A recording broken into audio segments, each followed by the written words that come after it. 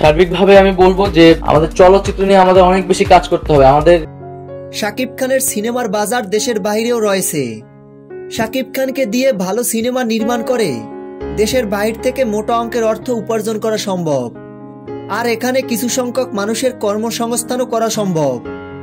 চলচ্চিত্রের যখন বেহাল অবস্থা, এ সময় শাকিব খানের সিনেমা দাপটের সাথে ব্যবসা করে আসছে। পরিস্থিতি স্বাভাবিক হলে চলচ্চিত্রের উন্নয়ন নিয়ে কাজ করবেন তথ্য যোগাযোগ প্রতিমন্ত্রী নাহিদ ইসলাম। সার্বিকভাবে আমি বলবো যে আমাদের চলচ্চিত্র নিয়ে আমাদের অনেক বেশি কাজ করতে হবে। আমাদের শাকিব খান আমাদের বাংলাদেশের গর্ব। সে দীর্ঘদিন যাবৎ বাংলা সিনেমার সাথে জড়িত আছেন এবং বাংলা ফিল্ম ইন্ডাস্ট্রিকে নানানভাবে বহির্বিশ্বের কাছে তুলে ধরার চেষ্টা করে যাচ্ছে। তাকে আমাদের সাপোর্ট করা উচিত, কেননা তার সিনেমার বাজার দেশের বাইরেও আছে।